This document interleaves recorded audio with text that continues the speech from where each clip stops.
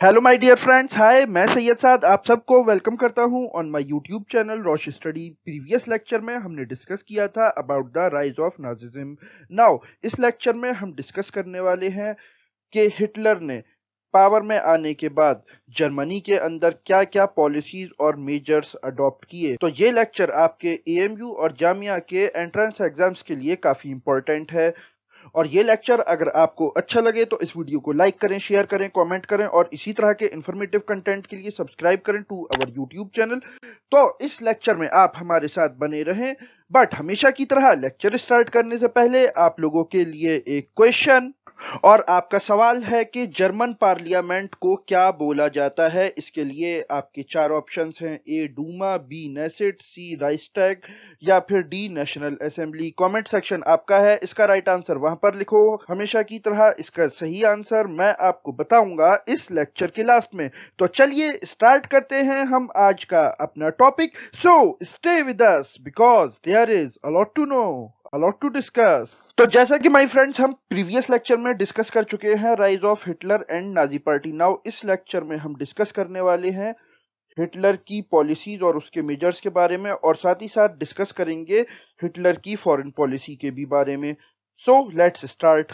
Now previous lecture के and में हमने डिस्कस किया था कि जो हिटलर की नाजी पार्टी थी वो 1932 में 37% वोट शेयर के साथ जर्मनी की सबसे बड़ी पार्टी बनकर उभरती है।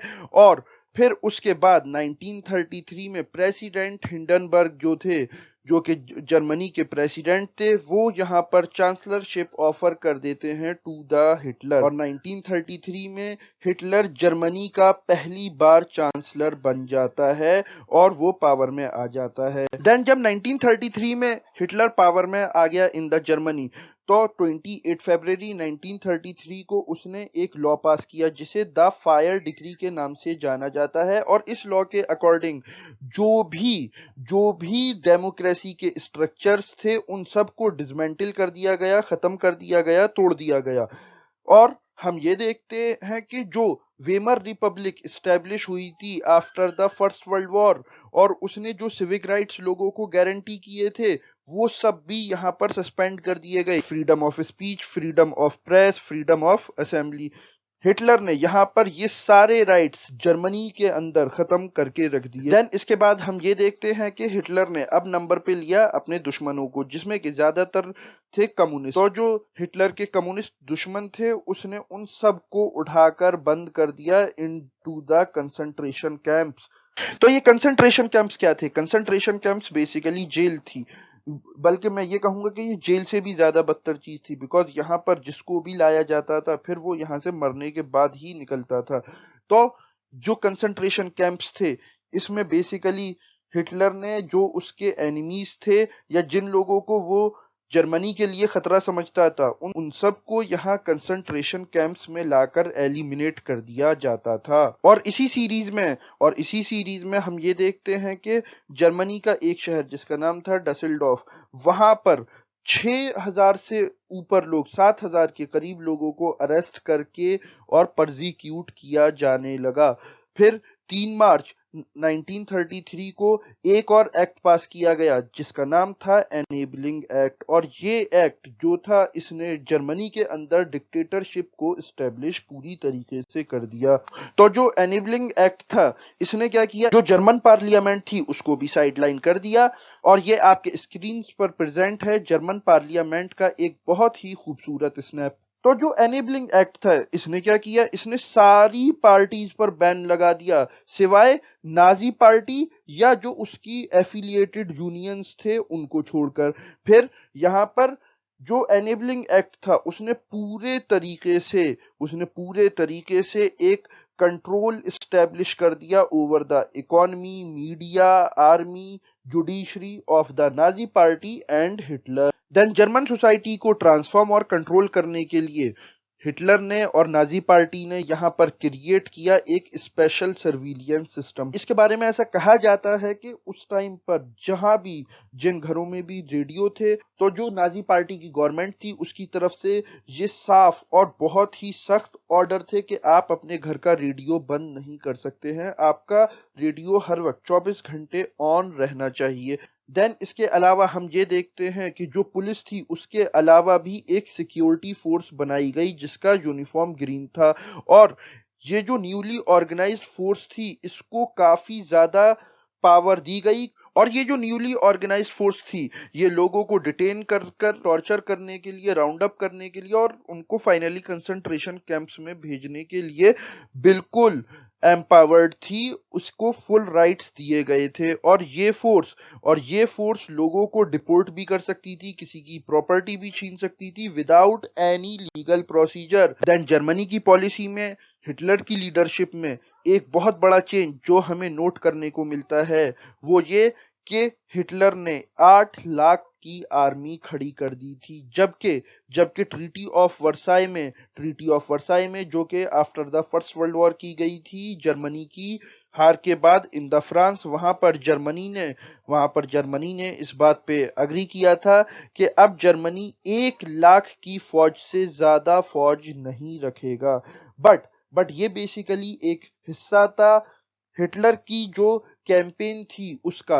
जैसा कि मैं आपको प्रीवियस लेक्चर में बता चुका हूं कि जब हिटलर इलेक्शन लड़ रहा था, इलेक्शन के लिए कैंपेनिंग कर रहा था, तो वहां पर उसने लोगों को ये कहा कि जो ट्रीटी ऑफ वर्साई में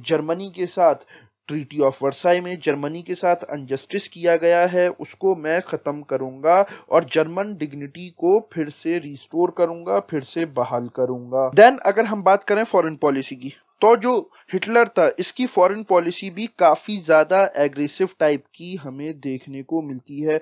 सबसे पहले तो 1933 में जब हिटलर पावर में आया तो इसने लीग ऑफ नेशंस, जैसे कि आज यूनाइटेड नेशंस है ऐसे ही उस टाइम पर लीग ऑफ नेशंस थी जो कि फॉर्म हुई थी after the first world war. और इसका बेसिकली काम क्या था? इसका काम था फिर से कोई फर्स्ट वर्ल्ड वॉर की तरह की बड़ी वॉर को रोकना, जो कि 1939 में हम ये देखते हैं जिसमें ये पूरी तरीके से नाकाम हो जाती है और सेकेंड वर्ल्ड वॉर छिड़ जाती है। तो जो लीग ऑफ नेशंस थी, हिटलर ने यहाँ पर सबसे पहले जर्मनी को लीग ऑफ नेशंस से बाहर निकाल लिया। देन 1936 में जो राइनलैंड है, जैसा कि आप इस मैप पर देख सकते हैं, ये है आपका जर्मनी। और इसमें ये जो एरिया आप देख रहे हैं, ये जो बेल्जियम और ये पूरा फ्रांस से जो बॉर्डर करता हुआ एरिया है, ये कहलाता है राइनलैंड। तो 1936 में राइनलैंड को हिटलर ने री ऑक्युपाई कर लिया। तो जब ये सब चल रहा था और हिटलर ने वॉर को चूज किया एक वेपन के तौर पर जर्मनी की इकोनॉमिक क्राइसिस दूर करने के लिए, तो यहाँ पर हम ये देखते हैं कि हिटलर के फाइनेंस मिनिस्टर स्कॉट, उन्होंने हिटलर को एडवाइस किया कि वो ये सब ना करें और जर्मनी को जंग की तरफ ना धकेलें। देन राइनलैंड को ऑक्युपाई करने के बाद हिटलर ने एक स्लोगन दिया, one people one empire one leader. ये स्लोगन बेसिकली इशारा कर रहा था हिटलर के नए एक्सपेंशन प्लान की तरफ, जो कि था साउथ में जो ऑस्ट्रिया कंट्री आप इस मैप पर देख रहे हैं। तो जो ऑस्ट्रिया था यहाँ पर ये स्लोगन दिया गया था ऑस्ट्रिया के लिए, ताकि जर्मनी और ऑस्ट्रिया को इंटीग्रेट करके एक सिंगल यूनिट बनाया जा सके।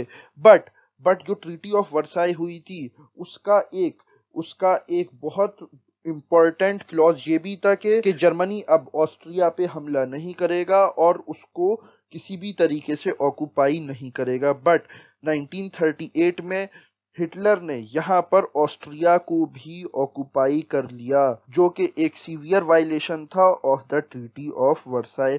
देन इन सितंबर 1938 हम ये देखते हैं चेकोस्लोवाकिया, ये जो आप जर्मनी के ईस्ट में ब्लू कलर का कंट्री देख रहे हैं जैच रिपब्लिक, और यहाँ पर येलो कलर का जो कंट्री देख रहे हैं स्लोवाकिया। तो 1938 में हम ये देखते हैं कि सोवियत यूनियन की तरफ एक्सपेंड करने के लिए चेकोस्लोवाकिया का काफी स्ट्रेटेजिक इंपॉर्टेंस का एरिया हिटलर अपने अंडर में ले लेता है। और मार्च 1939 आते आते हम ये देखते हैं कि जर्मनी पूरी तरीके से अपने ईस्ट में चेकोस्लोवाकिया को भी ऑक्युपाई कर लेता है। अच्छा, जब ये सब थ्रेट चल रहा था तो इस सब थ्रेट को फेस करने के बजाय जो वेस्टर्न कंट्रीज थे जैसे कि फ्रांस, ब्रिटेन, ये सब क्या कर रहे थे? तो ये मैं आपको बताता चलूं कि जैसे कि ग्रेट ब्रिटेन के जो पीएम थे जिनका नाम था नेविल चैम्बरलेन, और उनके जो फ्रेंच काउंटर पार्ट थे जिनका नाम था एडोल्ड डाल्डियर। तो यहाँ पर ब्रिटेन और फ्रांस के पीएम ने अपनी कंसेंट शो कर दी कि ठीक है, आपने चेकोस्लोवाकिया को कब्जा कर लिया, कोई बात नहीं, हम इस चीज पर अग्री करते हैं। और जो भी जर्मनी के टर्म्स एंड कंडीशंस थे उनको चुपचाप इन्होंने मान लिया। तो वैसे आपने नोट की एक बात कि जो ब्रिटेन था, वैसे तो ये उस टाइम पर 1939 में, बिकॉज इंडिया ब्रिटिश की कॉलोनी था, तो ये यहाँ पर कितना इंडियंस पे जुल्म कर रहे थे, बट वहां पर हिटलर को पूरी छूट दे रखी थी कि वो पूरे यूरोप में जो चाहे करता फिरे। तो इसी नोट के साथ ये लेक्चर मैं यहीं पर एंड करता हूँ। नाउ नेक्स्ट लेक्चर में हम डिस्कस करने वाले हैं about the Nazi world view, और हम वापस आते हैं अपने क्वेश्चन की तरफ। और आपका सवाल था कि जर्मन पार्लियामेंट को किस नाम से जाना जाता है, तो मैं ये आपको बताता चलूं कि डूमा रशिया की पार्लियामेंट को बोला जाता है, नेसेट इसराइल की पार्लियामेंट को बोला जाता है, और राइक्सटैग ये जर्मनी की पार्लियामेंट को बोला जाता है, और जो नेशनल असेंबली है, अगर मैं सही हूं तो ये पाकिस्तान की पार्लियामेंट को बोला जाता है। तो ये वीडियो मैं यहीं पर एंड करता हूं। अगर ये लेक्चर आपको अच्छा लगा हो तो इस वीडियो को लाइक करें, शेयर करें, कमेंट करें, और इसी तरह के इंफॉर्मेटिव कंटेंट के लिए हमारे यूट्यूब चैनल को सब्सक्राइब करें। Now I am Syed Saad signing off. Okay, bye.